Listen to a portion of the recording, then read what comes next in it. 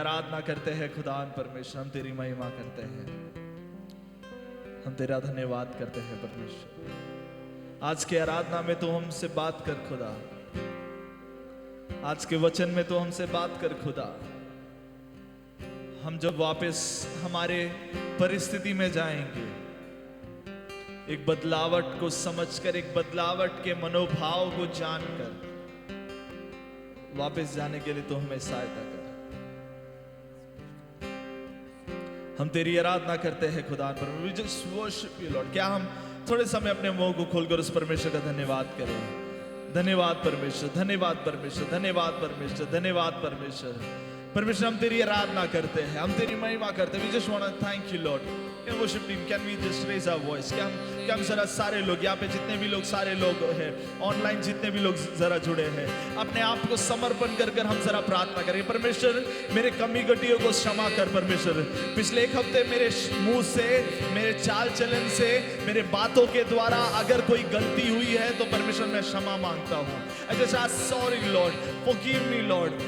परमेश्वर आज अगर कोई भी चीज जो तेरे उपस्थिति को मुझे प्राप्त नहीं करने के लिए अगर बीच में है तो परमेश्वर वो आज सुबह तू व्यक्त कर और हम उस पे जीत पाए परमेश्वर। Help us Father God to overcome every boundaries, every situational crisis, every problematic situation। सारे चीज को परमेश्वर हम हमारे घर के जितने भी लोग हमारे साथ ऑनलाइन में जुड़े हैं, उनके घर के वातावरण को, उनके परिस्थिति को परमेश्वर आज वो आराधना को नहीं महसूस करने के लिए अगर कोई भी ऐसी चीज है तो उनके घराने में अगर हो रही है तो परमेश्वर मैं आपके दास होने के नाते, आपके मेरे आत्मिक पिता के अधिकार पर रहकर उस परमेश्वर यहोवा के अभिषेक को प्राप्त कर कर मैं ऐलान कर कर ये चीज को उठेलना चाहता हूँ। जो भी हमारे साथ ऑनलाइन जुड़े, जो भी हमारे साथ आगे जुड़ने वाले हैं परमेश्वर, हम ये ऐलान कर कर हम प्रार्थना करते हैं। We want to declare it Lord। हम ये ऐलान करते हैं कि कोई भी वातावरण, कोई भी परिस्थिति हमारे आराधना के बीच में ना आए। रिखा दियाना से तेरे खेमे में तोरो को अर्थल खेरे मार गंते ने रिममा से तेरे। Oh we just thank you Lord, we just thank you Lord, thank you Lord। Oh thank you Lord, thank you Lord, thank you Lord। धन्यवाद परमेश्वर, धन्यवाद धन्यवाद धन्यवाद धन्यवाद। ओ धन्यवाद परमेश्वर, हम तेरी आराधना करते हैं।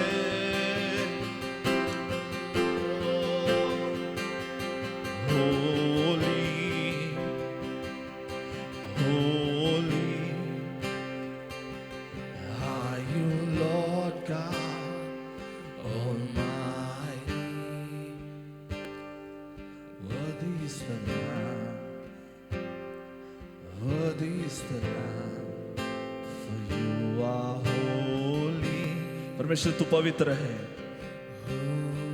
परमेश्वर तू पवित्र है, परमेश्वर है तू सर्वशक्तिमान परमेश्वर है।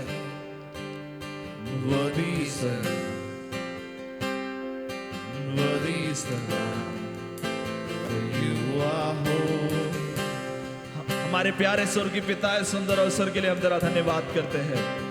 ये शुरुआती में हम ऐलान कर कर ये प्रार्थना करते हैं कि तू हमारी परिस्थिति में राज करने वाला परमेश्वर है। हमारे घराने में तू राज करता है, हमारे भविष्य में तू राज करता है, हमारे कल में तू राज करता है, हमारे आज में तू राज करता है परमेश्वर। भले आज हम अंधकार में जाए, भले आज हम रोने में जा सकते हैं, लेकिन हम ये ऐलान करते हैं हमारी परिस्थिति को देखकर कि तू राज करता है परमेश्वर। अगर पिछले एक हफ्ते अगर आपको परमेश्वर ने संभाले रखा तो क्या उस परमेश्वर का धन्यवाद कर सकते हैं? अगर पिछले एक हफ्ते उस परमेश्वर ने आपको खाना दिया, क्या आप उस परमेश्वर का धन्यवाद कर सकते हैं? हमारे उस कारणों को याद कर कर पिछले एक हफ्ते जिस तरह परमेश्वर ने हमें संभाले रखा, उन कारणों को जरा याद कर कर हम उस परमेश्वर की आराधना करें। हालेलुया। परमेश्वर आज की आराधना में तो हमसे बात कर परमेश्वर, तेरे दासों के द्वारा तो हमसे बात कर परमेश्वर। Speak to us lord. सारी महिमा और आदर तुझी को मिले परमेश्वर, यीशु नासरी के नाम से। Amen, amen, amen, amen, amen. Hallelujah. Hallelujah, आमीन। कितने लोग खुश हैं आज? आमीन। हम आराधना करने जा रहे हैं आगे अगले थोड़े समय। मैं चाहता हूं हम सब लोग खुशी के मनोभाव से, आनंद के मनोभाव से उस परमेश्वर ने पिछले एक हफ्ते हमारे लिए किए हुए सारे उपकारों को याद कर कर उस परमेश्वर की आराधना करेंगे। We're gonna worship that Lord. Amen. ऐसा लिखा है कि भजन संहिता में मैं उस परमेश्वर की आराधना सदैव करते रहूंगा। I'll praise the Lord all the time. His praises will be continuous in my mouth. मेरे मुंह पर उसकी स्तुति सदैव रहेगी। Amen. उस एक मनोभाव से हम परमेश्वर की उपस्थिति में रहेंगे। परमेश्वर हम सारे लोगों को आशीष करें। अति सुंदर तू वर्णन से परे, लफ्जों के लिए भी बयां की भी है तू आला, देखा ना सुना है कभी, समझे कैसे तेरे ज्ञान है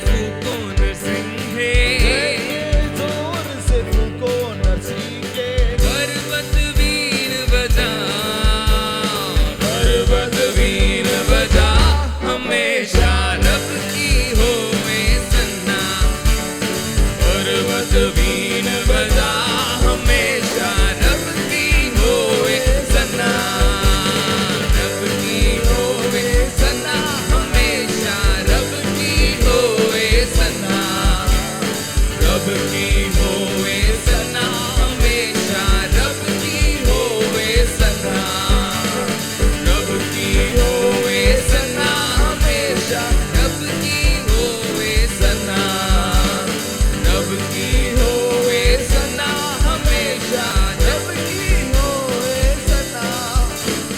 बांसुरी पर सुना सुर सुरीले, बांसुरी पर सुना सुने सुरीले, बांसुरी पर सुना सुर सुरीले, बांसुरी पर सुना सुने सुरीले, जन जन झांझ बजा, जन जन जान बजा हमेशा रब की होवे सना, जन जन जान बजा हमेशा रब की होवे सना, रब की होवे सना हमेशा, रब की होवे सना, रब की होवे सना हमेशा, रब की होवे सना, रब की होवे सना हमेशा, रब की होवे सना, रब की होवे सना हमेशा, रब की होवे सना, रब की होवे सना हमेशा, रब की होवे सना। बोझ को अपने यीशु पे डालो, वो तुम्हारी चिंता करता, बोझ को अपने यीशु पे डालो, वो तुम्हारी चिंता करता। ऊपर ऊपर ऊपर ऊपर ऊपर ऊपर ऊपर यीशु को करो ऊपर, ऊपर ऊपर ऊपर ऊपर ऊपर ऊपर ऊपर यीशु को करो ऊपर। बोझ को अपने यीशु पे डालो, वो तुम्हारी चिंता करता, बोझ को अपने यीशु पे डालो, वो तुम्हारी चिंता करता। ऊपर ऊपर ऊपर ऊपर ऊपर ऊपर ऊपर यीशु को करो ऊपर, ऊपर ऊपर ऊपर ऊपर ऊपर ऊपर ऊपर यीशु को करो ऊपर।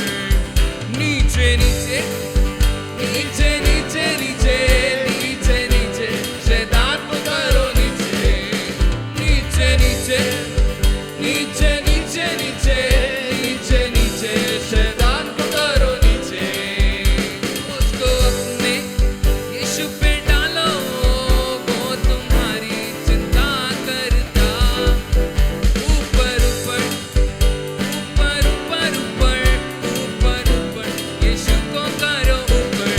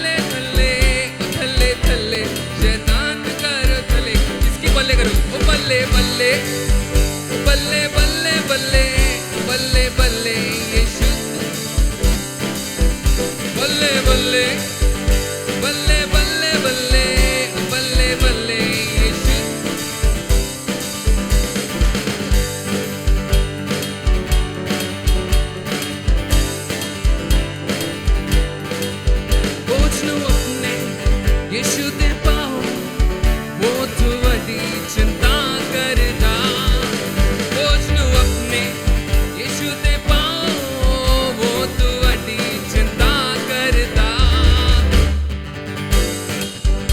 बल्ले बल्ले बल्ले बल्ले बल्ले यीशु दी बल्ले बल्ले ओ थल्ले थल्ले ओ थल्ले थल्ले थल्ले थल्ले थल्ले शैतान कर थल्ले ओ बल्ले बल्ले बल्ले बल्ले बल्ले बल्ले बल्ले यीशु दी बल्ले बल्ले ओ बल्ले बल्ले बल्ले बल्ले बल्ले बल्ले बल्ले यीशु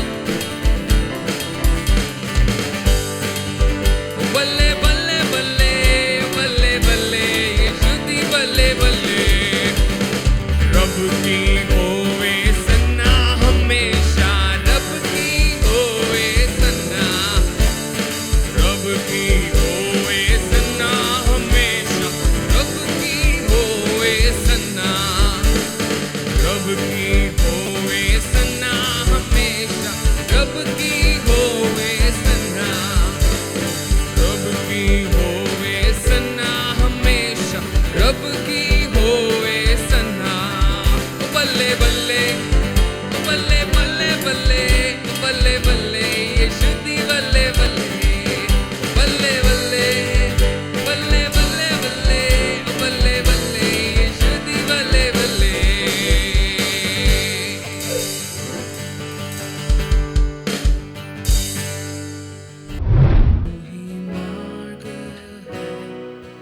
तू ही सत्य तू ही जीवन है मेरे प्रभु तू ही मार्ग है तू ही सत्य है तू ही जीवन है मेरे प्रभु तू ही मार्ग है तू ही सत्य है तू ही जीवन है मेरे प्रभु तू ही मार्ग है तू ही सत्य है तू ही जीवन है मेरे प्रभु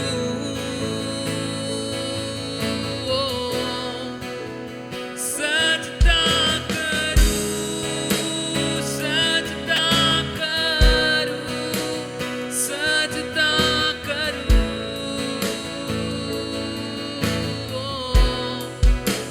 सजदा करूं सजदा करूं सजदा करूं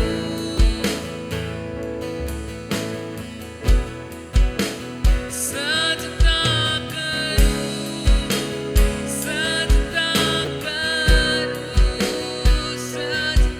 सजदा करूं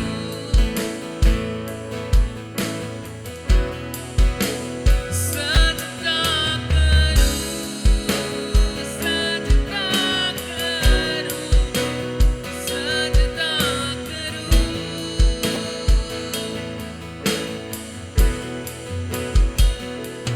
तू ही ज्योति है जीवन की रोटी है मेरा हमराही मेरा प्रभु तू ही ज्योति है जीवन की रोटी है मेरा हमराही मेरा प्रभु तू ही ज्योति है जीवन की रोटी है मेरा हमराही मेरा प्रभु तू ही ज्योति है जीवन की रोटी है मेरा हमराही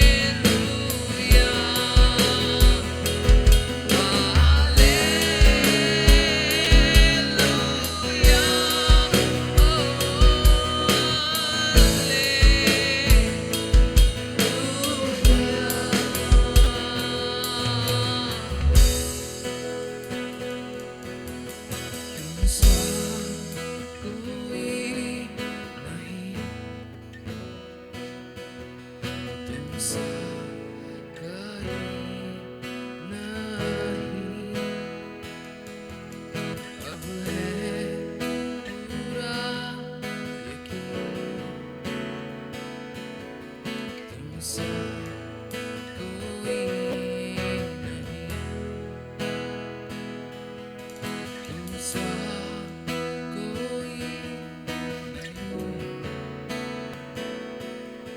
तुम सा कहीं नहीं, अब है पूरा यकीन तुम सा कोई नहीं, तुम सा कोई नहीं, तुम सा कहीं नहीं, अब है पूरा तुम सा कोई नहीं, अब है पूरा यकीन तुम सा कोई नहीं। बोलो अब है पूरा यकीन, अब है पूरा यकीन, हाँ प्रभु तुम सा कोई नहीं। अब पूरा यकीन है प्रभु की, अब है पूरा यकीन प्रभु तुम सा कोई नहीं, वो पूरा यकीन अब है पूरा यकीन तुम सा कोई नहीं, अब है पूरा यकीन तुम सा कोई नहीं, अब है पूरा यकीन तुम सा कोई नहीं। यहोवा ईरे दाता मेरे, तू काफी है मेरे लिए। यहोवा राफा, तू करता चंगा, मिली चंगाई तेरे घावों से। यहोवा शम्मा, तू संग रहता, हर जरूरत पूरी करता है। तू ही काफी है, तू ही काफी है, तू ही काफी है, तू ही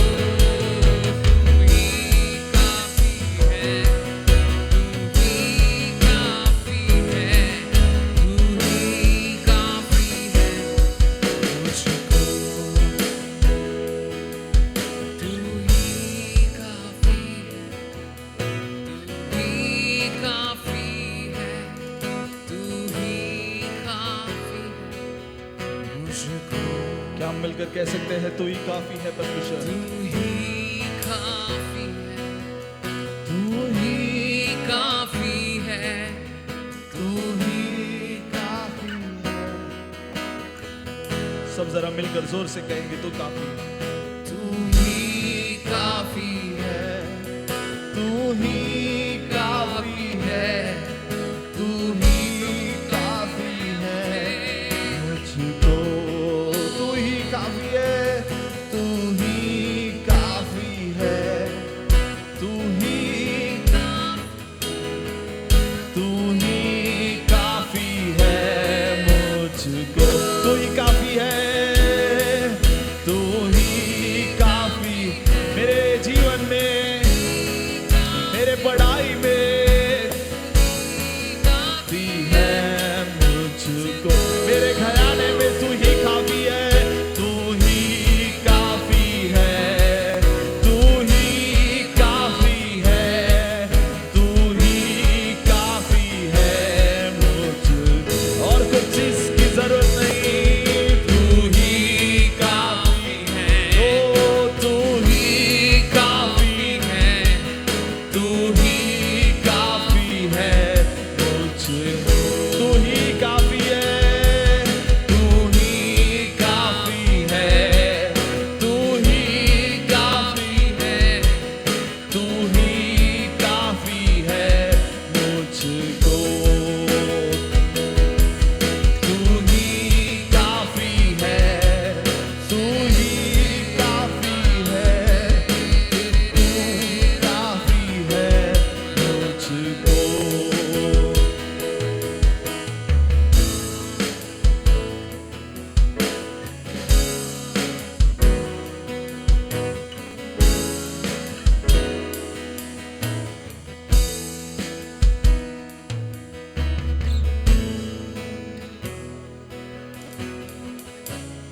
क्या हम कह सकते हैं यहोवा तू मेरा हीरे है। Oh yes Lord. यहोवा ईरे दाता मेरे, तू काफी है मेरे लिए। क्या हम दिल से इस चीज को जरा कह सकते हैं? यहोवा राफा, तू करता चंगा, मिली चंगाई तेरे घाव से। यहोवा शम्मा, तू संग रहता, हर जरूरत पूरी करता है। तू ही काफी है, तू ही काफी, तू ही काफी है मुझे। तू ही काफी है, तू ही काफी है, तू ही काफी है मुझको। नी मात्रम मदी, यीशु मात्रम मदी, यीशु मात्रम मदी, ये निके ओ सिर्फ तू काफी है, सिर्फ ये काफी है, यीशु काफी है मुझको।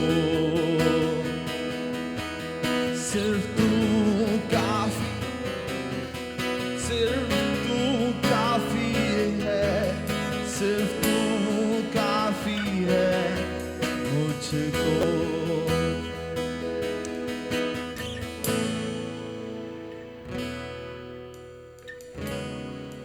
खुदान परमेश्वर, इस चीज को हम समझ पाए कि खुदा तेरी जरूरत हमें है। कई बार हम कई चीजों के पीछे जाते हैं जो हमको लगता है वो हमारे उत्तर है, और उसके वजह से कई परेशानी में हम पड़ जाते हैं। लेकिन इस सुबह के अवसर पर हम एक मन फिराव के दौरा हम इस चीज को कहना चाहते हैं, यीशु मुझे सिर्फ तू काफी है। यीशु मुझे सिर्फ तू काफी है।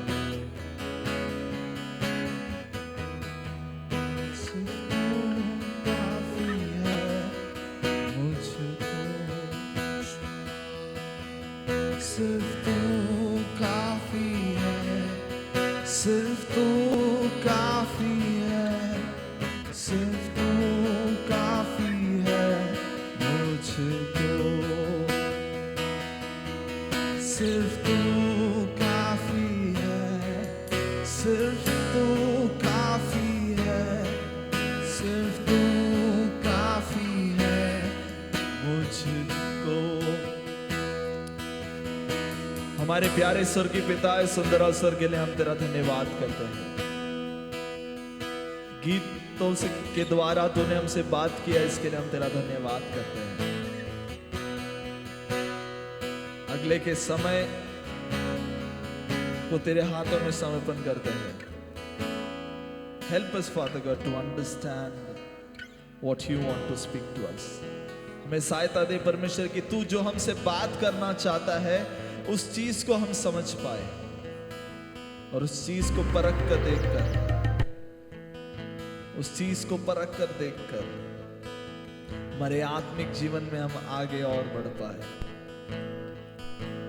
सारी महिमा और आदर तुझी को मिले परमेश्वर, यीशु नासरी के नाम से आमीन आमीन।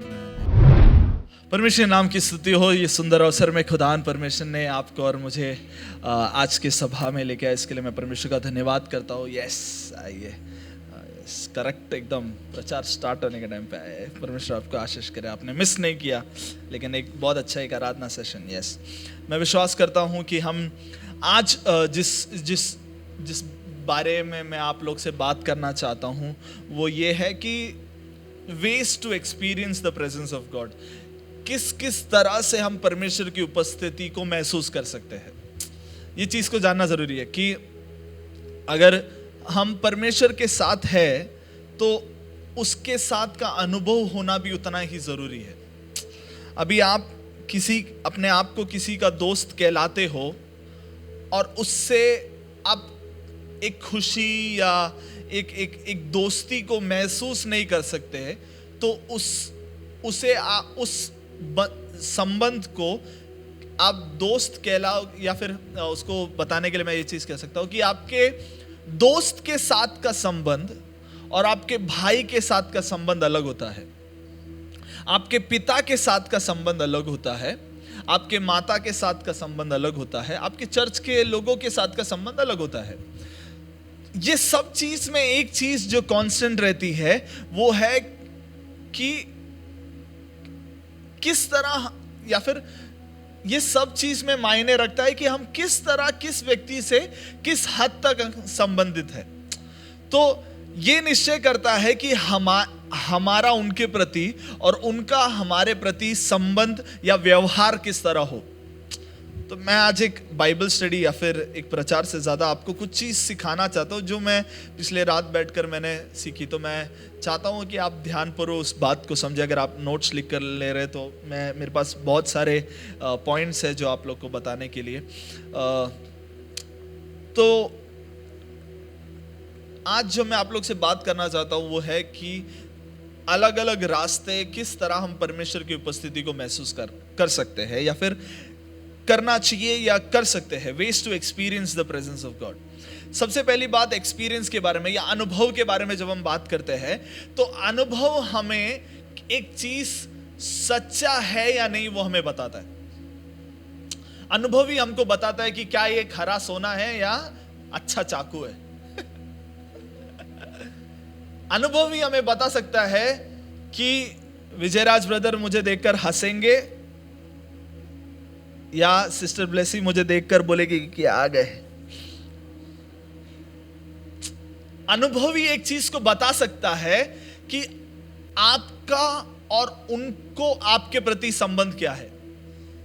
अनुभव नहीं है तो आप उनके साथ हजारों समय बिता सकते हैं लेकिन अपना नहीं समझोगे।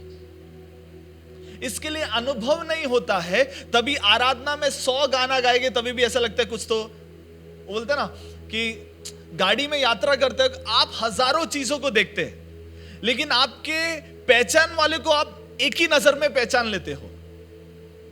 तो जब आप ट्रैवल करते हो एक जगह पे कार में, मैं बहुत बार हुआ है कि बस में ऐसा गया या बाइक में। पिछले दिन मैं घर से निकल रहा था, शायद से बाइबल स्टडी में, पिछले हफ्ते बाइबल स्टडी के लिए निकल रहा था, और मेरे एक दोस्त को मैंने देखा जिसको मैंने 3 साल पहले पुणे में मिलने का प्लान बनाया था और पुणे में नहीं मिल पाया, और वो मेरे घर के पास 1 हफ्ते से रहने आया और मुझे पता नहीं चला। तो मैं कंफ्यूज था, ये इधर कैसा आया।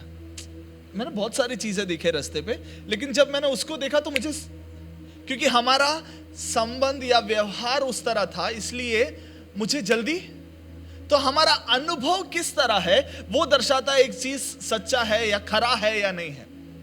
तो परमेश्वर को अनुभव करने का सबसे बड़ा फायदा यह है कि वो खरा परमेश्वर या फिर वो हमारी सहायता कर सकता है या नहीं कर सकता है, हम समझ पाएंगे।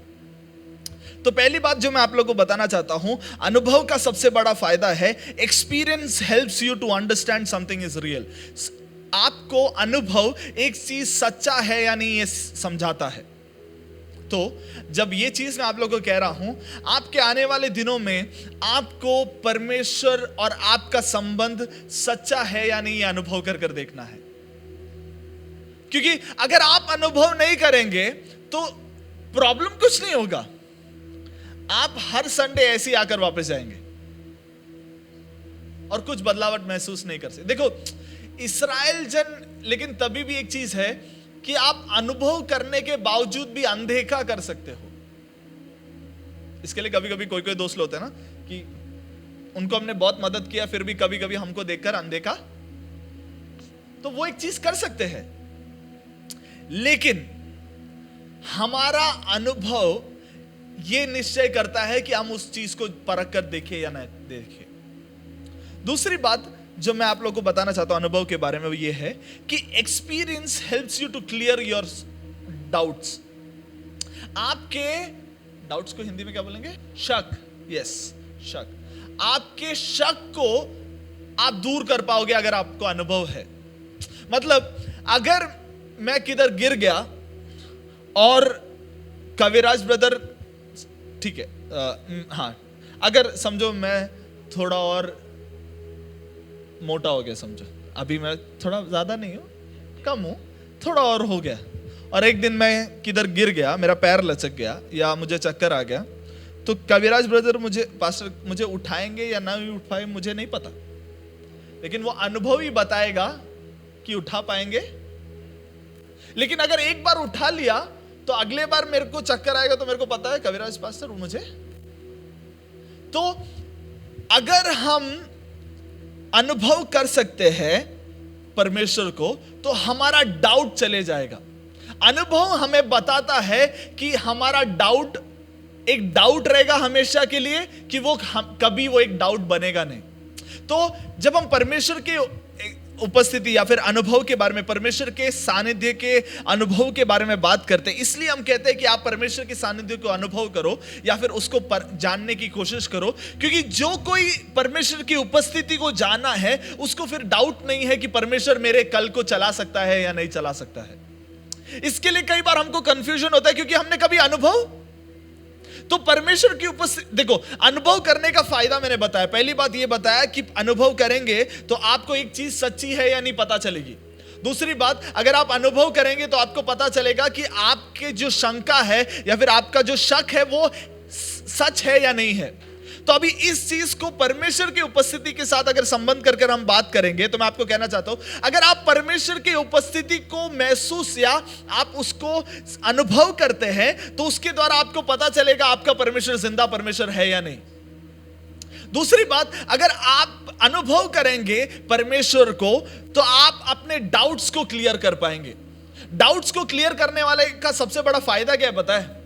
प्रॉब्लम कितना भी आए, यीशु मसीह जिस तरह नाव में लेटा था वो वैसा लेटेगा, क्योंकि वहां पे ऐसे लिखा है, यीशु मसीह ने जब शिष्यों को कहा चलो उस पार जाते हैं, तो यीशु मसीह भी उस नाव में गया और लेट गया। अचानक से एक भीड़, अचानक से एक आंधी और तूफान आया, और ऐसा लिखा है शिष्य अपनी कोशिश पूरा किए, लेकिन फिर वो लोग ने यीशु मसीह को आकर कहा कि प्रभु क्या हम मर रहे, तुझे चिंता नहीं है? मतलब उनको लगा कि यीशु मसीह हमारे साथ रहते रहते हमको नाश होने का सहायता, हमको मतलब क्या बोलते ना, भाई तू मेरे साथ रहने के बावजूद मेरे को ऐसा होने दिया। हम बोलते ना कभी कभी कि बोलता तो सही, गाड़ी आ रहा था, बोलता ना कि भाई बताता तो एटलीस्ट एक क्या बोलता ना इशारा। वो जैसा मुंबई में होता है, पता नहीं केरल में बहुत ज्यादा मैंने नोटिस किया, अगर पांडु अगर आगे खड़ा है तो उधर से आने वाला बताता है कि हेडलाइट मार के या कुछ तो ऐसा सिर पे बताएगा कि आगे।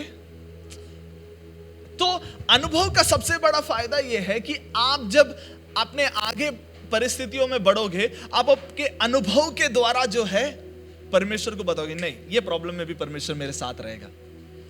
ये फर्क ठीक है, थोड़ा प्रॉब्लम रहे, हाँ ठीक है। आंधी और तूफान मेरे को कभी कभी ऐसा लगता है ना, वो आंधी और तूफान का मेरा प्रचार वो नहीं है, ठीक है, लेकिन फिर भी हम उस भाग को जरा मैं बताना चाहता हूँ एक चीज, कि जब आंधी और तूफान आया तो पूरा नाव उथल पुथल हो गया, तो खाया हुआ सब बाहर निकला रहेगा, इसके पहला जो भी सीखा सब दिमाग से उड़ गया रहेगा। लेकिन वो लोग ये चीज भूल गए कि खिलाने वाला और समझाने वाला भी नाव के अंदर है। कई बार हम पिछले जो हमने प्राप्त किया वो चीज जब हमारे हाथ से नष्ट हो जाता है, और आज हमारे पास जो है वो भी नष्ट होने लग जाता है, हम लोग हिल जाते हैं, क्योंकि अभी तक जो जमा के रखा सब, और अभी कुछ है भी नहीं। लेकिन ये बात समझना है, तभी और आज साथ रहने वाला परमेश्वर आज भी हमारे साथ है। क्यों? यीशु मसीह, वहां पे ऐसा लिखा है, यीशु मसीह उठकर आकर आंधी और तूफान को बोलता है शांत हो जा, और वापस चले जाता है, और शिष्य बोलते हैं अरे आंधी और तूफान भी इसकी बात से सुनते हैं। मतलब खाया, प्राप्त किया, सब चीज किया, लेकिन ये लोगों को ये चीज पता नहीं था कि परमेश्वर ये चीज कर सकता है या नहीं कर सकता है। तो इसका मतलब क्या है, हमारे जिंदगी में हम कितना ही अधिक परमेश्वर को समझे वो कम है, क्योंकि हर एक अनुभव हमें परमेश्वर के और करीब लेके जाता है। तो आने वाले दिनों में हमारा सबसे बड़ा प्रार्थना यह रहना चाहिए, परमेश्वर आज जो मैंने अनुभव किया वो मेरा स्तर नहीं होना चाहिए, कल परमेश्वर तू और अच्छे रीति से तू मुझे अनुभव करा। बाइबल में एक वचन इस तरह है, His mercies are new every morning, उसकी करुणा हर दिन नहीं है। जस्ट बिकॉज हम एक बार परमेश्वर की उपस्थिति को महसूस किए और उसमें चलने की कोशिश ना करें, ज्यादा दूर हम नहीं जाएंगे। इसके लिए कई बार फिर चर्च आने का मन नहीं करता है, इसके लिए कई बार फिर संगति में आने का मन नहीं करता है, इसके लिए कई बार फिर कोई प्रार्थना के लिए बुलाए तो उनका फोन उठाने का मन नहीं करता है, या किसी को प्रार्थना के लिए फोन करने का मन नहीं करता है।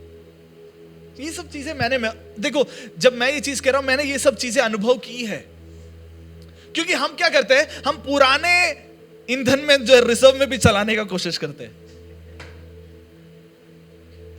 लेकिन मैं आज आप लोगों को कहना चाहता हूं, और मैं अपने आप से भी इस चीज को कहता हूं, कि क्या हम जो प्रतिदिन एक नई चीज को प्राप्त करने की कोशिश करेंगे, एक नए अनुभव को प्राप्त करने की कोशिश करेंगे।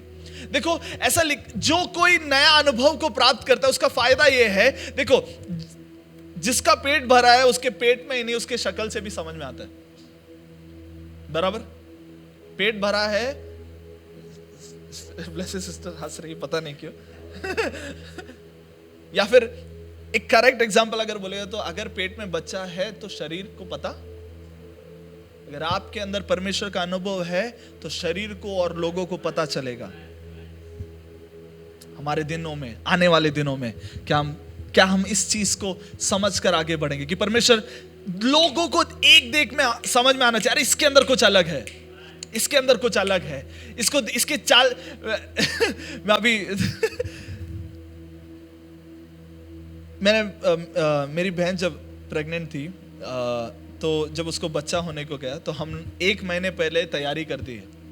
हम लोग ने जाके कपड़े वगैरह सारा, मतलब ऐसा ना, सॉक्स शू से मैच होना चाहिए, सॉक्स ऊपर वाले कैप से मैच होना चाहिए, उतने तैयारी की, क्योंकि हमको पता है ये चीज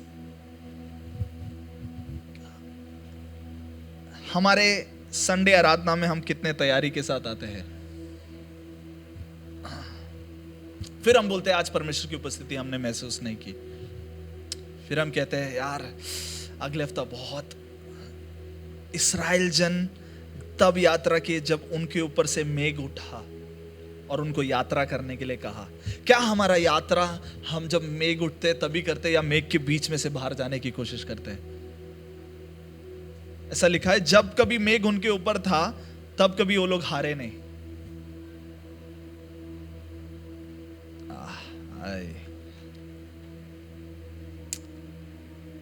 तीसरी चीज जो मैं आप लोगों को बताना चाहता हूं वो ये है कि और understanding about the presence of God, हमारा व्यक्तिगत अर्थ परमेश्वर की उपस्थिति के बारे में, हमारा व्यक्तिगत अर्थ परमेश्वर की उपस्थिति के बारे में। पहला चीज, God's presence provides comfort in the time of trouble. हमारे कठिनाई के समय में परमेश्वर की उपस्थिति हमें आश्वासन देती है। परमेश्वर की उपस्थिति का हमारा अर्थ, अगर बाइबल में बहुत सारे अर्थ दिए, उसमें से एक अर्थ ये है कि हमारे कठिनाई के समय परमेश्वर की उपस्थिति हमें कंफर्ट देती है, हमें आश्वासन देती है। तो परमेश्वर की उपस्थिति महसूस करने का सबसे बड़ा फायदा ये है कि आप आश्वासन के लिए किसी और चीज के पास नहीं जाओगे, आपको पता है अनुभव करना सिर्फ काफी है।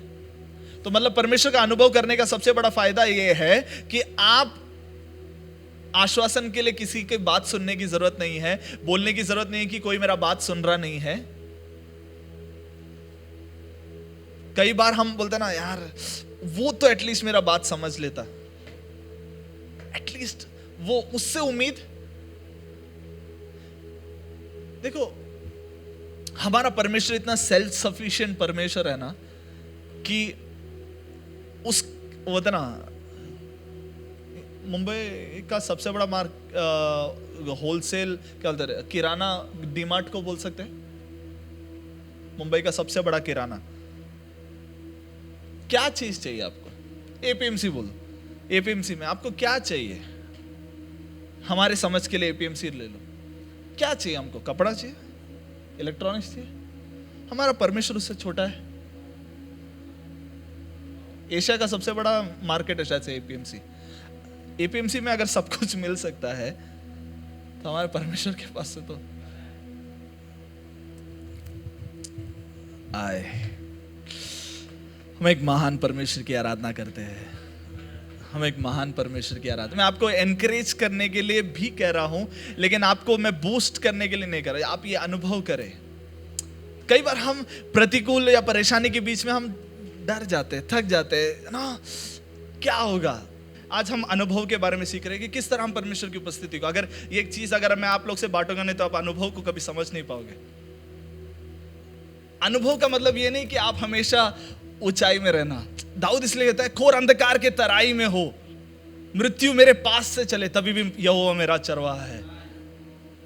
ऐसा नहीं कि हम लोग सब लोग ना इतना वो भूल भुलैया में बोलता है ना, पानी बोलते तो ऐसे उड़ी मारता है, पानी बोलते तो ऐसे उड़ी मारता है। हम लोग ऐसा है, हम लोग ऐसा चलना चाहते हैं परमेश्वर के साथ। प्रतिकूल आए परमेश्वर उठा। लेकिन मैं हमेशा कहता हूं, पुराने नियम में अगर इस्राएल जन को पानी विभागित करके चलाया तो नए नियम में पानी के ऊपर चलाने वाला परमेश्वर है। परिस्थिति कैसे भी हो चलाने वाला परमेश्वर है। कई बार हम परिस्थिति को देखकर शिष्य जैसे कहे, क्या हम मर रहे तुझे फिक्र नहीं है? क्या हमें ये हो रहा है तुझे फिक्र नहीं? और परमेश्वर कहता है मैं वही नाव में तेरे, मतलब अगर शिष्य नाव में बैठकर हाइड्रोलिक्स का फील ले रहे हैं तो यीशु मसीह भी उसी नाव में सो रहा है। तो मतलब यीशु मसीह को मेरे को एक जगह पे जो अभी विजयराज ब्रदर मेरे को अगर बोल रहे हैं चलो अपन मुलुंड जाते हैं और गाड़ी चलाते वक्त एक खड्डा आएगा, तो विजयराज ब्रदर को भी वही फील होगा जो मुझे फील होगा।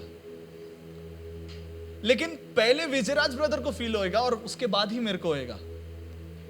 लेकिन अगर मैं बोलूंगा यार ये सिर्फ मेरे लिए हो रहा है बोलेगा, तो हम कई बार ऐसे हैं परमेश्वर के साथ। परमेश्वर कहता है मैं तेरे साथ चल रहा हूं। और कई बार बोलते हैं सिर्फ परमेश्वर मैं ही क्यों ये चीज को महसूस करूं? और परमेश्वर कह रहा है नहीं तू अकेला नहीं, मैं तेरे साथ खड़ा हूं। आमीन। तो मैंने परमेश्वर के उपस्थिति को हमारा मनोभाव क्या है उसके बारे में बताया। पहला कि परमेश्वर की उपस्थिति जो है हमें कठिन समय में आश्वासन देती है। परमेश्वर की उपस्थिति महसूस करने का फायदा। दूसरा, परमेश्वर की उपस्थिति वो स्थल है जहां हमारी प्रार्थना सुनी जाती है। परमेश्वर की उपस्थिति वो स्थल है जहां हमारी प्रार्थना क्या करी जाती है? क्या करी जाती है? सुनी जाती है। तो मतलब आप देखो, प्रार्थना हम सब कर सकते हैं। प्रार्थना करना इतना बड़ा, आंख बंद करो, कुछ तो बोलो, खत्म। लेकिन प्रार्थना कब सुनी जाती है? जब हम परमेश्वर की उपस्थिति में रहकर प्रार्थना करते हैं। इसलिए हम देखो, मैं शैलेश ब्रदर से पनवेल में खड़े रहकर भी बात कर सकता हूं, लेकिन जरूरी नहीं है शैलेश ब्रदर को चेंबूर में सुनाई दे। लेकिन जब मैं माध्यमों का उपयोग करूंगा शैलेश ब्रदर से बात करने, तब शैलेश ब्रदर सुन पाएंगे मैं क्या बोल रहा हूं। उसी तरह प्रार्थना एक माध्यम है परमेश्वर से बात करने का, लेकिन परमेश्वर को हमारा आवाज सुनने के लिए परमेश्वर का उपस्थिति माध्यम है। इसलिए कई बार आप प्रार्थना कर सकते हो, लेकिन वो प्रार्थना परमेश्वर तक अनसुनी हो सकती है, लेकिन सानिध्य में प्रार्थना करने वाली प्रार्थना परमेश्वर के कानों तक पहुंचती है। इसलिए जब हन्ना ने, देखो हन्ना को बहुत प्रॉब्लम्स थे, लेकिन हन्ना जब परमेश्वर की उपस्थिति में एली के सामने जाकर प्रार्थना, उसने कहा परमेश्वर बहुत हो गया, लेकिन अगर तू मुझे एक बालक देता है। जब उसने परमेश्वर के सानिध्य को महसूस कर वहां पे जब उसने प्रार्थना की, हमारे घराने में परमेश्वर के सानिध्य को हम लेकर चलना है। हमारे ऑफिस में हमें हमारे परमेश्वर के सानिध्य को लेकर चलना है। हमारे कौटुंबिक जीवन में परमेश्वर के सानिध्य को लेकर चलना है। हमारे व्यक्तिगत जीवन में परमेश्वर के सानिध्य को क्योंकि जो कोई परमेश्वर के सानिध्य को लेकर चलता है, जब वो प्रार्थना करता है, वो प्रार्थना सिर्फ एक शब्द नहीं बनता, वो प्रार्थना एक परमेश्वर से एक माध्यम बन जाता है हमारे जरूरतों को और परमेश्वर के आवाज को सुनने के लिए। इसके लिए कहता है स्तुति आराधना ऊपर जाती है। वो गाना कैसा है?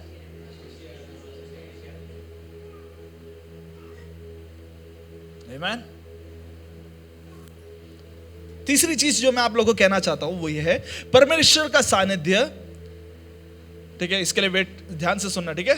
परमेश्वर का सानिध्य एक न्याय विधि का भी जगह है। It's a place of judgement. परमेश्वर का सानिध्य, जजमेंट का हिंदी इस न्याय विधि, राइट? परमेश्वर का सानिध्य हम कहां खड़े हैं इस बात को बताने वाला भी है। इसके लिए कई बार हम प्रार्थना करते हैं, हमको रोने का मन करता है और हम पापी है, कुछ गलत बोला है, इससे झगड़ा किया है, उससे झगड़ा किया है, इससे वो बोला, वो चीज याद आता है। क्योंकि पवित्र परमेश्वर का सानिध्य ऐसा है जो आपके अंदर की कमियों को बताता है। क्योंकि देखो, परमेश्वर कमियों को इसलिए बताता नहीं क्योंकि आपको वो कमजोर समझे। परमेश्वर इसलिए कमियों को बताता है ताकि आप किसी और के सामने झुके ना।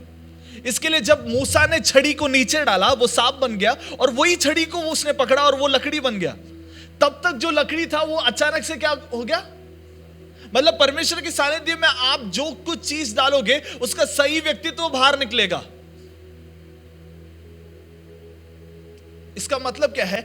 आप क्या हो, आपके अंदर क्या है, कभी कभी गलत चीजें बाहर निकलेंगी। इसके लिए कभी कभी, ठीक है, हंसना नहीं, ये एक एग्जाम्पल बहुत रिलेटेबल है, मुझे पता है इसलिए मैं बता रहा हूं, ठीक है। प्रार्थना करने बाद घर पे जाने के बाद ऐसे झगड़े होते हैं जो कभी हुए ही नहीं। हमारे मुंह से ऐसे ऐसे शब्द निकलते जो कभी निकले नहीं, वो संडे आराधना के बाद या वेडनेसडे के मीटिंग के बाद निकलते हैं। क्यों? क्योंकि पता है शैतान को कि ये अभी प्रार्थना करके रहा है तो इसको ये परिस्थिति से बात करेगा तो ये अपना स्टैंडर्ड लो कर देगा। होता ना, आम के झाड़ में जो नीचे आम रहता है वो सबसे जल्दी जाता है, और वो छोटे से छोटा बच्चा भी लेके जाता है, लेकिन ऊपर चढ़ने वाले को उसको एक्सपीरियंस है। शैतान कई बार क्या करता है, नीचे जो भी अचानक से लेके जाने वाली कोई चीज है, हमारा टेम्पर, हमारा क्या बोलते हैं, टेम्पर को क्या बोलते हैं, हमारा गुस्सा, या हमारा बात करने का तरीका, ये सब चीज ऐसा टक करके हट जाता है अपना। लेकिन हम आने वाले दिनों में परमेश्वर के सानिध्य में है, ये चीज को समझकर हम बात करेंगे। मैंने पिछले हफ्ते शायद से बताया था कि हमारा व्यवहार हमारे बुलावे के हिसाब से होना चाहिए। हमारा व्यवहार हमारा नाम के, कई बार हमारे नाम के हिसाब से हम बात करते हैं, या हमारे घराने के हिसाब से बात करते हैं, या कोई लोग बोलते हैं अरे ये अपने पापा की तरह ही बात कर रहा है, ये अपने मम्मी की तरह ही बात कर रहा है। लेकिन हम उस तरह, देखो वो गलत नहीं है, वो सही है, लेकिन हमें बुलाने वाला परमेश्वर यहोवा है। और वो हमारी जरूरतों को पूरा करता है, तो उसके हिसाब से बात करना बहुत जरूरी है। तो उसके हिसाब से बात करने वाला सबसे बड़ा फायदा क्या पता है? जब 10 लोग आजू बाजू में झगड़ा करेंगे और एक दूसरे को गाली देंगे, आप शांत रहेंगे क्योंकि आपको फर्क ही नहीं पड़ा है।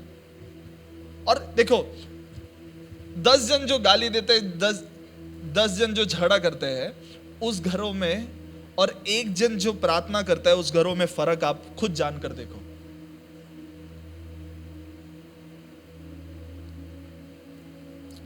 परमेश्वर की सानिध्य के बारे में मैंने आपको समझाया। अगला चीज जो मैं आप लोगों को बताना चाहता है कि आप किस तरह इस सानिध्य को प्रैक्टिस कर सकते हो। बोलता ना आइसक्रीम कैसा बनाने का बता दिया, ना आइसक्रीम क्या है बता दिया, आप कैसा बनाना है बताएगा नहीं तो आप मेरे को मारेंगे। मैं नहीं चाहता आप लोग इतना प्यार करें मुझे। तो मैं आखिरी में जो है किस तरह हम परमेश्वर के उपस्थिति को जो है समझ सकते हैं, या हाउ डू वी प्रैक्टिस, हम किस तरह परमेश्वर के सानिध्य को रियलिटी में लेके आ सकते हैं, उस चीज के बारे में मैं बात करना चाहता हूं। पहला चीज है लोकेशन के द्वारा। लोकेशन मतलब जगह के द्वारा। आप पूछोगे जगह कैसा मायने रखता है? जगह मायने रखता है क्योंकि हमारा परमेश्वर हर जगह हमारा, मैं किसी चीज को मैं एक एग्जाम्पल अभी मैं पढ़ रहा था, वहाँ पे ऐसा है कि एक दिन ठीक है, एक मम्मी, उनका नाम क्या था पता नहीं, ठीक है, एक दिन मम्मी नीचे काम कर रही थी। काम करते वक्त ऊपर रूम में बड़े बेटे का रोने का आवाज आया, तो भागकर गई, ऊपर गया तो देखा तो उसकी छोटी बेटी ने उसका बाल खींचा। तो ये मम्मी चिल्लाने लगी, तो बड़ा बेटा बोला मम्मी चिल्लाओ मत, उसको पता नहीं क्या हुआ। तो मम्मी बहुत खुश हो गया, अरे मेरा बेटा बड़ा हो गया। जैसे ही नीचे आई तो अब छोटी बेटी चिल्लाने का आवाज आया, तो भागकर ऊपर गए तो पूछा क्या हुआ। नहीं, अभी उसको समझ में आया क्या हुआ करके। कई बार हम भी परमेश्वर को ना थोड़ा ऐसा, परमेश्वर हमें कुछ चीज समझाना चाहता है तो हम कभी कभी कुछ और चीज परमेश्वर को समझाना चाहते हैं। यहां पे मैं आपको एक चीज बताना चाहता हूं, वो ये है कि हमारा our attitude in the location will help us to experience the presence of God. हमारा व्यक्तिगत मनोभाव या व्यक्तिगत कैरेक्टर, एटीट्यूड, ये इसलिए हमें समझ में आता है। मैं आपको उसका उदाहरण देना चाहता हूं। हम प्रेरितों की पुस्तक उसके 12वां अध्याय उसके 5 से लेकर 17 तक जरा पढ़ेंगे। सो बंदी गृह में पतरस की रखवाली हो रही थी, हाँ। परंतु कलीसिया उसके लिए लव लगाकर परमेश्वर से प्रार्थना कर रही थी। और जब हेरोदस उससे उनके सामने लाने को था तो उसी रात पतरस 2 जंजीरों से बंधा हुआ 2 सिपाहियों के बीच में से सो रहा था और पहरुए द्वार पर बंदीगृह की रखवाली कर रहे थे। तो देखो, प्रभु का एक स्वर्गदूत आ खड़ा हुआ और उस कोठरी में ज्योति चमकी, और उसने पतरस की पसली पर हाथ मार के उसे जगाया और कहा, उठ, फुर्ती कर। और उसके हाथ से जंजीरें खुलकर गिर पड़ी। तब स्वर्गदूत ने उससे कहा, कमर बांध और अपने जूते पहन ले। उसने वैसा ही किया और फिर उसने उससे कहा, अपना वस्त्र पहनकर मेरे पीछे हो ले। वह निकलकर उसके पीछे हो लिया, परंतु यह न जानता था कि जो कुछ स्वर्गदूत कर रहा है वह सचमुच है, वरना यह समझा कि मैं दर्शन देख रहा हूँ। आमीन। तो इस बात को हम सब लोग जानते हैं कि किस तरह पतरस को परमेश्वर ने बंदीगृह से निकाला। लेकिन ये बात को समझना है कि पतरस उस टाइम पे क्या किया। हमारे तरह किसी से झगड़ा नहीं किया, हमारे तरह किसी के ऊपर इल्जाम नहीं डाला कि तेरे वजह से मैं आज यहाँ पे खड़ा है। यहाँ पे पतरस शांत है, वो बोलता है मेरे लिए प्रार्थना करने वाली एक कलीसिया है। आपके साहचर्य में आपका एटीट्यूड इसलिए इंपॉर्टेंट है क्योंकि आपका व्यवहार निश्चय करेगा कि वो परिस्थिति आपके ऊपर किस तरह हावी पड़ेगी या नहीं पड़ेगी।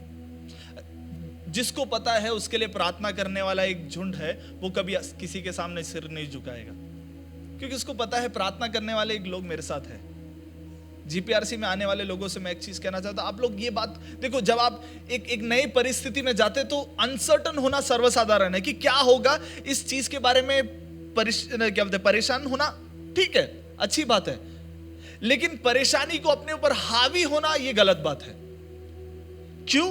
क्योंकि आपके लिए प्रार्थना करने वाली और एक काम करने वाला परमेश्वर है, यह समझना बहुत जरूरी है।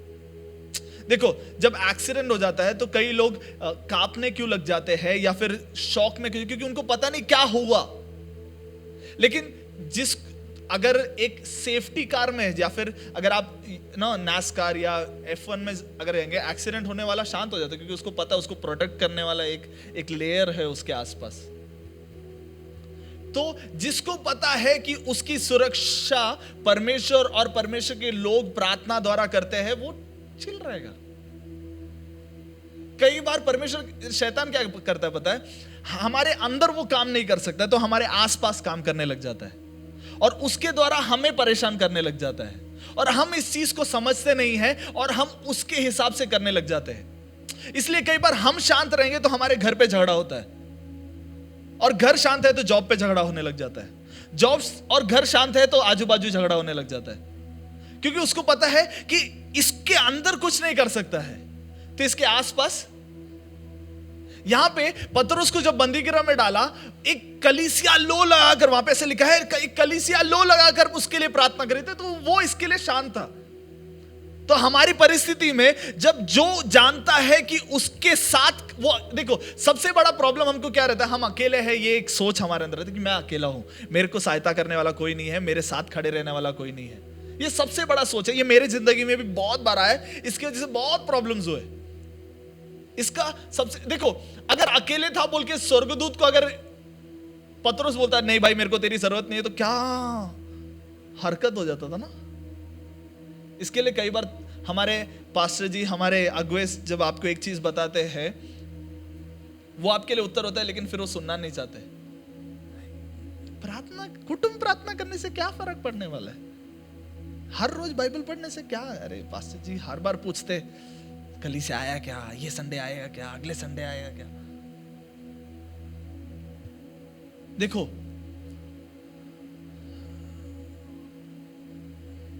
जब कभी हम परमेश्वर के सानिध्य को मैं समझना है, हमारे लोकेशन को जानना भी बहुत जरूरी है, क्योंकि परमेश्वर, ऐसा लिखा है परमेश्वर हमारे साथ, नए नियम ऐसा लिखा है हमने परमेश्वर को धारण किया है।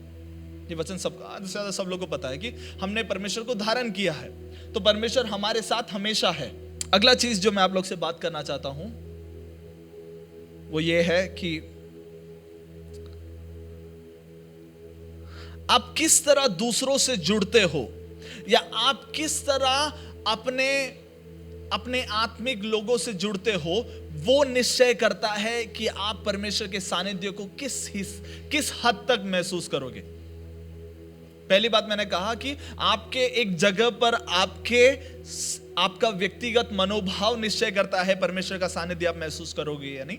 दूसरी चीज जो मैं आप लोगों को बात करना चाहता हूं, आप किस हद तक, वॉट, मैं इंग्लिश में बहुत अच्छे से लिखा, what measure you take to associate will help you to experience the presence of God. आप किस तरह एक जन के साथ जुड़े हो, किस हद तक जुड़े हो, किस हद तक अपने आप को जुड़ाए रखना चाहते हो, वो निश्चय करता है कि आप कितना परमेश्वर की उपस्थिति को महसूस करोगे। इस चीज को मैं बताने के लिए एक जन का ही सिर्फ एग्जांपल लेना चाहता हूं। एक्सोडस, निर्गमन का किताब, उसका 17वां अध्याय 8 से लेकर 16 तक हम पढ़ेंगे जरा जल्दी। निर्गमन का किताब उसका 17वां अध्याय उसका 8 से लेकर 16 तक। अब अमालेकी आकर रफीदीम में इजराइलियों से लड़ने लगे। हाँ, तब मूसा ने यहोशू से कहा, हाँ, हमारे लिए एक पुरुषों को चुनकर छांट ले, हाँ, और बाहर जा कर अमालेकियों से लड़, और मैं कल परमेश्वर की लाठी हाथ में लिए हुए पहाड़ी की चोटी पर खड़ा रहूंगा। मूसा की इस आज्ञा के अनुसार यहोशू अमालेकियों से लड़ने लगा, और मूसा, हारून और हुर पहाड़ी की चोट पर चढ़ गए। और जब तक मूसा अपना हाथ उठाए रहता था तब तक तो इजराइल प्रबल होता था, हाँ, परंतु जब जब वह उसे नीचे करता तब अमालेक प्रबल होता था। उसके बाद उसका 14th and 15th। तब यहोवा ने मूसा से कहा, हाँ, स्मरणार्थ इस बात को पुस्तक में लिख ले और यहोशू को सुना दे कि मैं आकाश के नीचे से अमालेक का स्मरण भी पूरी रीति से मिटा डालूंगा। तब मूसा ने एक वेदी बनाकर उसका नाम यहोवा ने सिर रखा और कहा, यहोवा ने शपथ खाई है कि यहोवा अमालेकियों से पीढ़ियों तक लड़ाई करता रहेगा। आमीन। तो यहाँ पे हम देखते हैं कि किस तरह ये अध्याय मैंने इतने बार लिया, आप लोग को ये अध्याय रट जाना चाहिए। 17वां अध्याय मैंने बहुत बार लिया। अगर आप आगे बलवा के बारे में मैंने ये तीसरा हफ्ता है अगर मैं उसी अध्याय को लेकर मैं बात कर रहा हूँ। तो इसके बाद कि उसके बलवा करने के बाद, पानी मिलने के बाद जो है इस्राएल जन अभी एक अमालेकेट एक लोग आते हैं उनसे युद्ध करने के लिए आते वक्त परमेश्वर मूसा क्या करता है, मूसा कहता है योशुआ से, तू जाके लड़, लेकिन तेरे लिए मैं यहाँ पे बैठकर प्रार्थना करूंगा। लड़ेगा तू, लेकिन तेरे लिए शक्ति मैं यहाँ पर प्रार्थना कर तेरे लिए मैं प्रार्थना करूंगा। और वहां पे ऐसे लिखा है, जब कभी मूसा का हाथ नीचे होता था अमालेकेट जीतने लग जाते और इस्राएल हारने लग जाते। कविराज ब्रदर जरा यहाँ पे, पास्टर कविराज, विजय राज ब्रदर आप भी आ जाओ। आप अभी मेरे समझो पास्टर कविराज मूसा है और शैलेश ब्रदर हमारे यहोशुआ है, या अविनाश ब्रदर यहोशुआ है। यहोशुआ, मूसा, अहरोन और हूर, हम सब लोग एक ही चीज के लिए लड़ाई कर रहे हैं। ठीक है, हम सब लोग एक ही चीज के लिए लड़ाई कर रहे हैं। समझो हमारे यहोशुआ अविनाश ब्रदर है, अविनाश ब्रदर एक परिस्थिति के लिए लड़ाई कर रहे हैं और हम सब लोग उसी चीज के लिए प्रार्थना कर रहे हैं। लेकिन जब तक इस बात को मैं समझता नहीं हूं कि मेरे लिए प्रार्थना करने, जैसे मैंने पहले कहा, मेरे लिए प्रार्थना करने वाले लोग हैं, मैं कितना भी युद्ध करूं उस युद्ध को जीतना जरूरी नहीं है। लेकिन जब उसका एग्जाम्पल मैं बताने के लिए, एक दिन एक जुगनू को एक बोतल के अंदर बंद किया। आप लोग ने कभी वो हरकत किया है या पता नहीं। एक दिन एक जुगनू को एक बोतल के अंदर, ग्लास बोतल के अंदर बंद किया और वो करीबन आधा फीट बड़ा बोतल था और उसमें खड्डा किया कि जुगनू मरे ना। और जुगनू जब कभी, ऐसा माना जाता है जुगनू एक जंप में 36 इंच या 36 सेंटीमीटर उड़ी मार सकता है जंप में। ठीक है, एक उड़ी में। तो हर बार जब जुगनू उड़ी मारने की कोशिश किया, बोतल के कैप में लग के वापस आ गया। तो ऐसा 10-15 बार किया तो उसका सिर लग गया। अब जब कभी वो उड़ी मारता है ना, उसका सिर लगना नहीं चाहिए बोल के उतना ही उड़ी मारता है। उतना उड़ी मार के अभी आदत कर दिया कि इतना ही अभी उड़ना है। अब उसको 1-2 महीने बाद उसको बच्चा हुआ। तो बच्चा हुआ, वो जब उड़ने लगा तो उसने देखा मेरा पापा इतना ही उड़ी मारता है, और वो भी उतना ही उड़ी मारने लग गया। और एक दिन ये ग्लास बर्तन फूट गया और दोनों जुगनू बाहर निकले। पापा जुगनू मर गया, लेकिन ये जुगनू जब बाहर निकला ये इतना ही उड़ी मार पाया, क्योंकि आज तक अपने आप को इसने उस परिस्थिति के हिसाब से ही ट्रेन किया था। कई बार हम हमारी परिस्थिति के हिसाब से अपने आप को ट्रेन करते हैं और फिर दूसरे परिस्थिति में अपने आप को कमजोर समझते हैं। हमारा ट्रेनर यहोवा परमेश्वर है, जो इस भूमंडल को 6 दिन में बनाया हुआ परमेश्वर है। वो परमेश्वर आपको ट्रेन करता है, आप किसी चीज के लिए कम नहीं है। इस बात को समझे। तो जब यहां पे यहोशुआ, समझो आप भी आ जाओ, मेरे यहोशुआ भी आ जाओ। समझो हमारे यहोशुआ युद्ध कर रहे हैं। ठीक है, हमारे यहोशुआ युद्ध कर रहे हैं अमालेक से, और पूरे ड्रेन होने वाला सारा चीज ना, क्या बोलते हैं, कमजोर अगर सबसे ज्यादा महसूस कर सकता है तो यहोशुआ महसूस कर सकता है, क्योंकि उसको अपनी शक्ति और बुद्धि और इतने सारे लोगों को भी खड़ा रखना है। कई बार जब आप युद्ध के बीच में रहते हैं तो आपको लगता है मैं अकेला ही कर रहा हूं सब चीज, और आपको लगता है कि मेरे अंदर से सबसे ज्यादा चीजें मेरे पास है। लेकिन आपको समझना है कि आप अकेले इस युद्ध में नहीं है, भले आप अकेले दिख रहे हैं तो भी। वहां पे ऐसे लिखा है, परमेश्वर ने मूसा से कहा कि जब यहोशुआ यहां पे लड़ रहा है, तुझे मूसा ने इस तरह कहा, मैं तब तक हाथ उठाए रखूंगा। और दोनों हाथ जरा उठाएंगे, यस थैंक यू। जब तक मैं हाथ उठाए रखूंगा, यहोशुआ तू भले यहां पे अकेला है, तू कभी हारेगा नहीं। लेकिन वहां पे ऐसे लिखा है, जब कभी मूसा का हाथ नीचे हुआ तो यहां पे यहोशुआ हारने लगा। तो आरन और हूर ने क्या किया पता है? दोनों ने उसके हाथ, इसके मूसा के हाथ को उठाए रखा, क्योंकि अगर यहोशुआ को जीतना है तो यहां पे मूसा को हाथ उठाए रखना पड़ेगा। तो अब आरोन और हूर ने मिलकर मूसा के हाथ में साथ रखा। तो अभी जब कभी मूसा का हाथ दर्द देता तो आरोन और हूर, इससे क्या हुआ पता है? कोई हारा नहीं। कई बार हम यहोशुआ को अकेले लड़ने देते हैं, या फिर कभी कभी क्या होता है, हमारे मूसा को हम अकेले हाथ उठाकर हमारे लिए प्रार्थना करने देते हैं। हमारे देखो जितना देखो इसराइल कोई और नहीं आया, ठीक है, आरोन और हूरी आया, लेकिन जब कभी उन्होंने उसका हाथ पकड़ाए रखा, यहां पे योशुआ आ रहा नहीं। आप इसके लिए मैंने कहा कि आप किस हद तक एक जन के साथ जुड़े हो वो निश्चय करता है आप परमेश्वर की उपस्थिति को महसूस करोगे या नहीं करोगे। आपके मूसा के साथ आप कितना जुड़े रहना चाहते हो वो निश्चय करेगा कि यहोशुआ आपके जीवन के यहोशुआ जीतेगा या नहीं जीतेगा। आमेन। बैठ सकते हैं। Thank you.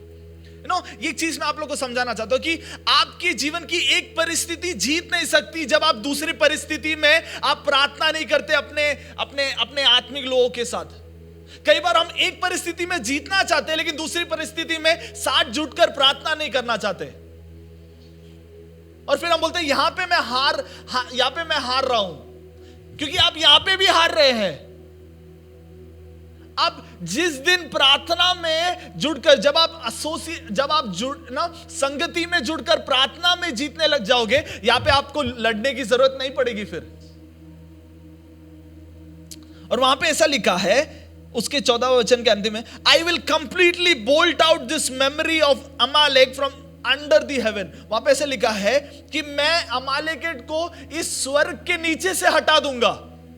कब? जब एक जन मूसा जब थक रहा है तो उसके हाथ में पकड़ के खड़े रहने के लिए जो खड़ा है। इसका मतलब प्रार्थना जीवन में जो खड़े रहते हैं। कभी कभी लड़ने से अच्छा प्रार्थना है, ठीक है, कभी कभी लड़ने से अच्छा प्रार्थना है, कभी कभी बलवा करने से अच्छा प्रार्थना है। लास्ट मैं बोलकर मैं बैठना चाहता हूं। 2 चीज है, मैं जल्दी, अगर 10 मिनट और लिया तो प्रॉब्लम नहीं है ना, प्रॉब्लम नहीं तो भी सुने। अगला जो है जो तीसरा चीज जो मैं आप लोगों को बताना चाहता है, your decisions in certain situation will help you in experiencing the presence of God. आपका निर्णय कई परिस्थितियों में किस तरह लेते हो वो निश्चय करेगा कि आप परमेश्वर की उपस्थिति को महसूस करोगे या नहीं करोगे।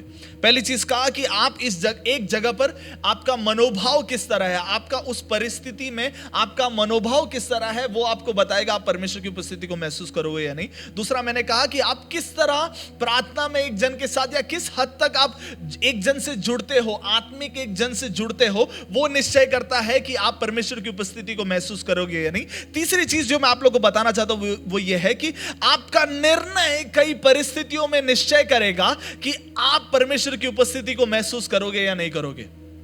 इसके उदाहरण में मैं आपको शद्रक, मेशक और अबेदनगो के बारे में बताना चाहता हूं। ये एक अध्याय पढ़ने की जरूरत नहीं है कि किस तरह उन्होंने निर्णय किया कि मैं परमेश्वर यहोवा परमेश्वर के अलावा और किसी चीज की आराधना नहीं करूंगा। और जब उन्होंने ये अच्छा निर्णय किया, परिस्थिति अच्छी नहीं हुई।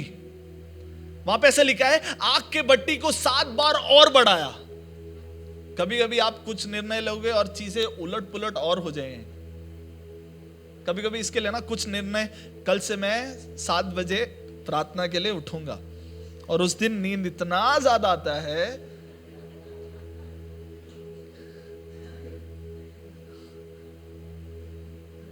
मैं मेरा बता रहा, आप लोग का नहीं बता रहा,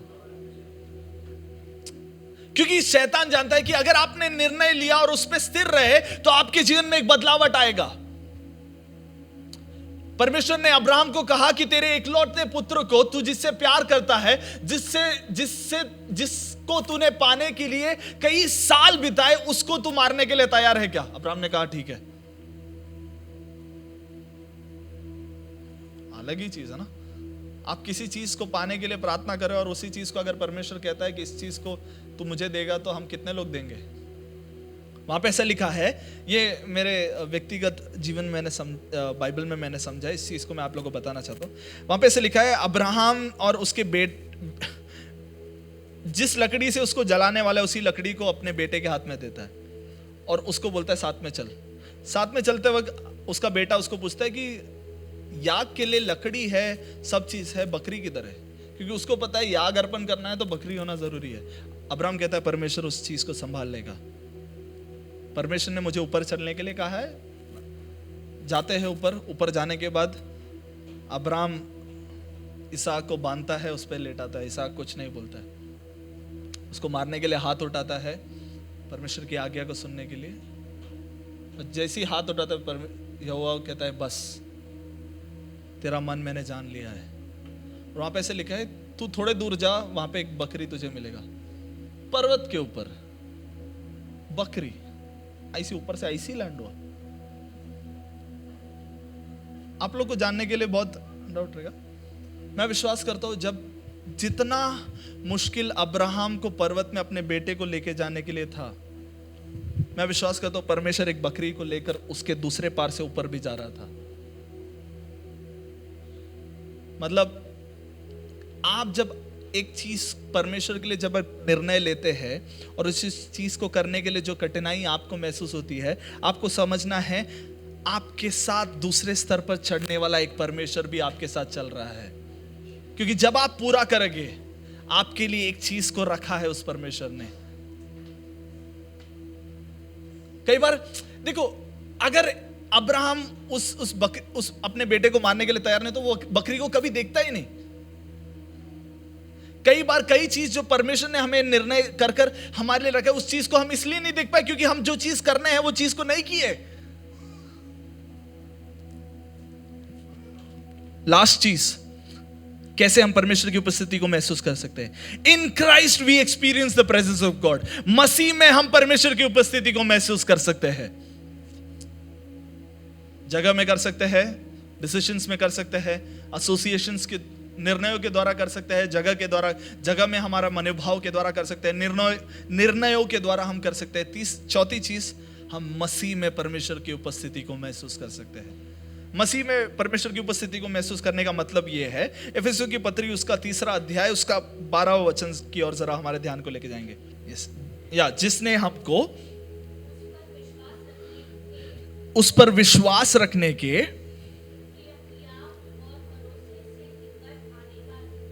हियाव और भरोसे से निकट आने का अधिकार क्या है मेरे पास? मसीह में मेरे पास क्या है? जब मैं मसीह को पाता हूं तो परमेश्वर की उपस्थिति में जाने का मेरे पास अधिकार है।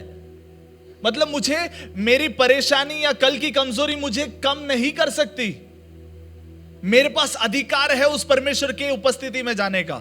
तो इसका मतलब अगर आपको आपके बाजू वाला कुछ नहीं कर रहा है, वो रो रहा है, परमेश्वर की उपस्थिति को महसूस कर रहा है और आप नहीं कर रहे, तो आप अपने प्रार्थना में कह सकते हो, नहीं शैतान, मेरे पास अधिकार है उस परमेश्वर की उपस्थिति में जाने का।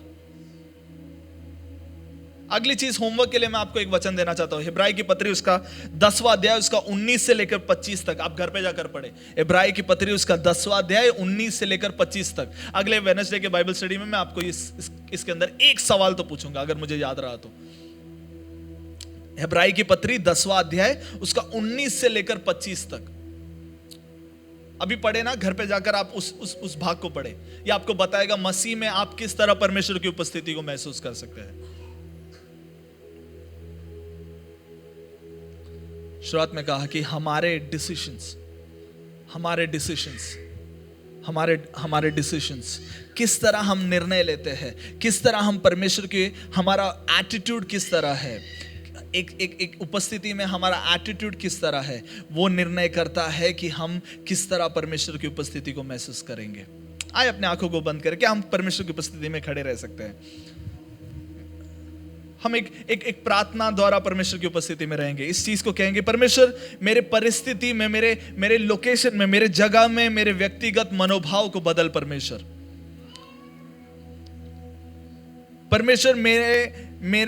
मैं उन लोगों के साथ जुड़ूं जो परमेश्वर तेरे साथ जुड़े हैं, और उनके साथ जुड़ने में मैं कोई चीज कम ना रखूं, क्योंकि मैं जानता हूं परमेश्वर वो चीज मुझे परमेश्वर की उपस्थिति में और लेके जाएगा और चीजें बदलने के कारण होगा। अगला, परमेश्वर तू मुझे सहायता दे परमेश्वर कई जगहों पर सही निर्णय लेने का, कई जगहों पर सही निर्णय लेने का सहायता दे परमेश्वर। कई बार हम कई गलत निर्णय ले लेते हैं, कई बार कई जल्दबाजी में कई निर्णय ले लेते हैं। परमेश्वर हम क्षमा मांगते हैं उन सारे निर्णयों का जो हमने आपको पूछे बगैर लिया। लेकिन फिर भी तूने सभी चीज भलाई के लिए की। इसके लिए हम तेरा धन्यवाद करते हैं। और मसीह में तेरी उपस्थिति हमारे साथ तूने हमें बांटी है, इसके लिए हम तेरा धन्यवाद करते हैं। परमेश्वर, हम तेरा धन्यवाद करते हैं। मैं चाहता हूं आप सब लोग एक प्रार्थना मनोभाव से परमेश्वर की उपस्थिति, आप अपने मुंह को खोलकर उस परमेश्वर से प्रार्थना करें। परमेश्वर, अगर आपको ऐसा लगता है कि आपने परमेश्वर की उपस्थिति को महसूस नहीं किया है, तो ये एक प्रार्थना जरा करें कि परमेश्वर, आने वाले दिनों में मैं परिस्थिति को देखकर निर्णय ना लूं, मेरा व्यवहार उसके हिसाब से ना बने, परंतु मेरा एटीट्यूड उस परमेश्वर की उपस्थिति को जानकर चले। धन्यवाद परमेश्वर।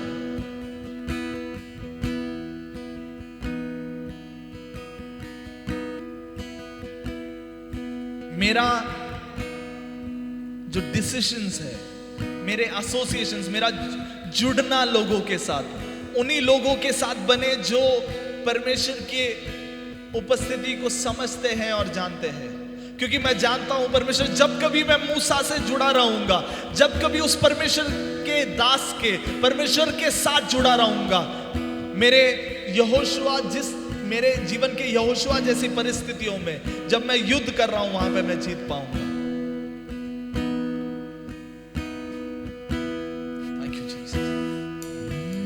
सिर्फ तू काफी है, तू काफी है, तू काफी है मुझको, सिर्फ तू काफी है। क्या हम कह सकते हैं? सिर्फ तू काफी है,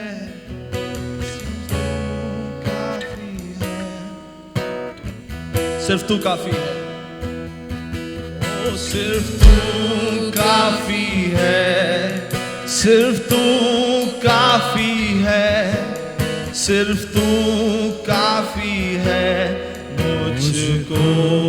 क्या हम मिलकर कह सकते हैं? सिर्फ तू काफी है, सिर्फ तू काफी है, सिर्फ तू काफी है, सिर्फ तू काफी है मुझको। सिर्फ तू काफी है, सिर्फ तू काफी है, सिर्फ तू काफी है, सिर्फ तू काफी है मुझको, सिर्फ तू काफी है, सिर्फ तू काफी है, सिर्फ तू काफी है, सिर्फ तू काफी है मुझको, सिर्फ तू काफी है, सिर्फ तू काफी है, ओ सिर्फ तू काफी है, सिर्फ तू काफी है मुझको। यहोवा यीरे, यहोवा यीरे, दाता मेरे, तू काफी है मेरे लिए। यहोवा राफा, तू करता चंगा, मिली चंगाई तेरे घाव से। यहोवा शम्मा, तू संग रहता, हर जरूरत पूरी करता है। तू ही काफी है, तू ही काफी है, तू ही काफी है मुझको। सब मिलके गाए, सिर्फ तू काफी है, सिर्फ तू काफी, यीशु तू काफी है, सिर्फ तू काफी है, ओ सिर्फ तू काफी है मुझको। अगर आपको ऐसा लगता है कि मैं अभी तक परमेश्वर की उपस्थिति को महसूस नहीं कर पाया, मेरे जगहों के वजह से, मेरे निर्णयों के वजह से, मेरे गलत लोगों से जुड़ने की वजह से, तो एक प्रार्थना मेरे पीछे करें। हे स्वर्गीय पिता, मैं अपने आप को समर्पण करता हूं। मेरे जगह को मेरे निर्णयों को, मेरे गलत लोगों के जुड़ने के वजह से मैं कई बार तेरी उपस्थिति को महसूस नहीं कर पाया। लेकिन आज से जगह को देखकर नहीं, तुझे देखकर, निर्णयों को तुझे देखकर, लोगों को मैं तुझे देखकर मैं जुड़ूंगा। इस काबिल तू मुझे बनाने वाला है, इसके लिए हम तेरा धन्यवाद करते हैं। सारी महिमा और आदर तुझी को मिले। ये छोटी सी प्रार्थना सुन और ग्रहण कर। आमीन। हमारे प्यारे स्वर्गीय पिता, इस सुंदर अवसर के लिए हम तेरा धन्यवाद करते हैं। आज जो ऑनलाइन, आज जो यहां पर हमारे साथ जुड़े हैं, उन लोगों को परमेश्वर तेरी उपस्थिति से तू भर दे। अगले एक हफ्ते वो परमेश्वर की उपस्थिति को समझ पाए, परमेश्वर की उपस्थिति को जान पाए। परमेश्वर, मेरे आत्मिक पिता के अधिकार पर रहकर इस चीज को मैं ऐलान करता हूं कि आने वाले एक हफ्ते में हमारे जीपीआरसी के सारे लोग परमेश्वर की उपस्थिति को महसूस करेंगे। आज जो भी यहां पे जुड़े हैं वो सारे लोग परमेश्वर की उपस्थिति को महसूस करेंगे। तूने हमारी प्रार्थना सुना, इसके लिए धन्यवाद। यीशु नासरी के नाम से आमेन, आमेन, आमेन। May the love of the Father, grace of Son Jesus Christ, and the sweet communion of the Holy Spirit be with us now and forevermore. Amen. परमेश्वर आप सारे लोग को आशीष करे। अगले एक हफ्ते परमेश्वर की उपस्थिति में रहकर आगे बढ़े। परमेश्वर आपको सहायता करे। Amen. सबको जय मसीह की।